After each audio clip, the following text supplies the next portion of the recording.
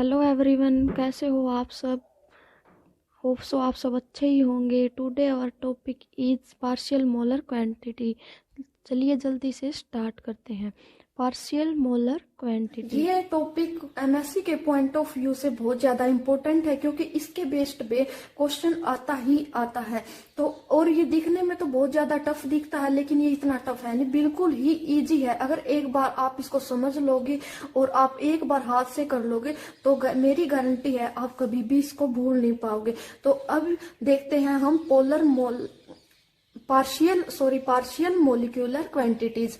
इसके लिए consider an open system containing, हम कुछ नंबर ऑफ मोलिक्यूल्स लेंगे जो N1 N2 N3 dot dot चलते जाएंगे Ni तक। Let extensive property X be function of temperature, pressure and number of moles various constituent. अब हम देखेंगे X किसके इक्वल है, F T P N1 N2 N3 dot dot Ni। ये इसको हम इक्वेशन फर्स्ट लेट कर लेंगे। X क्या हमारी एक्सटेंसिव प्रॉपर्टी एंड जो फंक्शन है उसके अंदर हम क्या लेंगे, टेम्परेचर, प्रेशर और number of moles of constituent. तो for a small change in temperature, pressure and number of moles of constituent the change in property X will be given. क्या देती है, अब हम क्या करेंगे, जो हमारी इक्वेशन फर्स्ट है उसका हम डेरिवेटिव करेंगे। तो सबसे पहले हम डेरिवेटिव किसके रिस्पेक्ट में करेंगे, टी के रिस्पेक्ट में। देखो कैसे करते हैं, और सबको हम ऐड करते जाएंगे। जैसे डी एक्स इज इक्वल है, सबसे पहले हमने डेरिवेटिव किया टी के रिस्पेक्ट में, तो क्या आएगा, D X by D T और सब कुछ है जो हमारा प्रेशर है और नंबर ऑफ मोल्स वो क्या आ जाएंगे, कांस्टेंट आ जाएंगे, इनटू डी टी। फिर प्लस में हम किसके रिस्पेक्ट में करेंगे, पी के रिस्पेक्ट में। तो D X by D P और इनटू का डी पी जो कांस्टेंट होंगे वो हमारे क्या हो जाएंगे, पी को छोड़कर बाकी सब। और प्लस के अंदर D X by D N one, यहाँ पर जो डी एन वन गिवन है, तो इसके बाद N1 को छोड़कर और सारे क्या आ जाएंगे, कांस्टेंट। सिमिलरली प्लस इसके बाद किसका करेंगे हम, N2 का, D X by D N2, N2 को छोड़कर सब कांस्टेंट आ जाएंगे, इनटू का डी N2। ऐसे ही एंड सो ऑन ये चलता रहेगा कंप्लीट Ni तक। When temperature and pressure of the system are kept constant, ये कहता है कि अगर टेम्परेचर और प्रेशर कांस्टेंट हो जाए सिस्टम के तो क्या हो जाएगा, डी टी इक्वल है 0, डी पी इक्वल है 0 हो जाएगा। तो इक्वेशन सेकंड के अंदर हम क्या करेंगे, टेम्परेचर और प्रेशर को 0 पुट कर देंगे। तो D X T P temperature and constant, D X by T P क्यों लिखा, क्योंकि एट टेम्परेचर और प्रेशर कांस्टेंट है इसलिए। तो यहां से क्या आ जाएगा हमारा, D X by N one, D N one, तो N two N three T P ये क्या है, कांस्टेंट है, प्लस का D X D by N two, तो temperature, pressure N one N three D N to ये क्या है, कांस्टेंट है। तो ऐसे ये चलता रहेगा। Each term on right hand side, equation third, जो टर्म्स हैं जो राइट हैंड साइड में है, जो देखो ये क्या है, लेफ्ट हैंड साइड, ये right hand side, right hand side में जितने भी टर्म्स गिवन है उनको हम बोलते हैं पार्शियल मोलर प्रॉपर्टीज। जो हमारी पार्शियल मोलर प्रॉपर्टीज हैं, अगर आपसे कोई पूछे तो क्या होती है, तो जो राइट हैंड साइड में गिवन है वो क्या हमारी पार्शियल मोलर प्रॉपर्टीज हैं। इनको हम रिप्रेजेंट करते हैं एक्स बार से, इसको हम लिख देंगे एक्स बार 1, इसको हम लिख देंगे एक्स बार 2, ऐसे ही हम कंटिन्यू लिखते जाएंगे। तो हमने डिनोट कर दिया इस टर्म को एक्स बार 1 से, इसको हमने एक्स बार 2 से, similarly and so on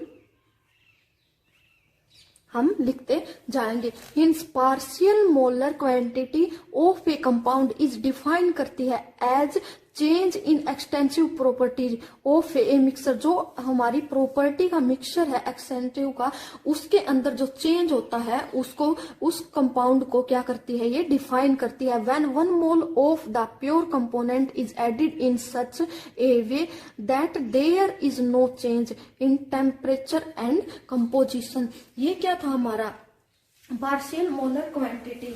next topic करते हैं हम इसका, partial molar free energy concept of chemical potential. ये इसके साथ मैं इसलिए करवा रही हूँ क्योंकि आपको ये इजीली समझ आ जाएगा। तो ठीक है, तो इसके अंदर क्या है, the most important partial molar property is polar partial molar free energy is also called chemical potential. इसके अंदर हम देखेंगे कि जो हमारी पार्शियल मोलर प्रॉपर्टी है उसके अंदर हमारा केमिकल पोटेंशियल कहाँ पे है, किसको बोलते हैं हम केमिकल पोटेंशियल। तो इसको केमिकल पोटेंशियल को सबसे पहले देखें किस चीज से रिप्रेजेंट करते हैं, म्यू से। तो अब हम देखेंगे म्यू किसके इक्वल है, जी आई बार इज इक्वल है curly G by curly N I, temperature pressure N1 N2 ये क्या चलते जाएंगे कांस्टेंट।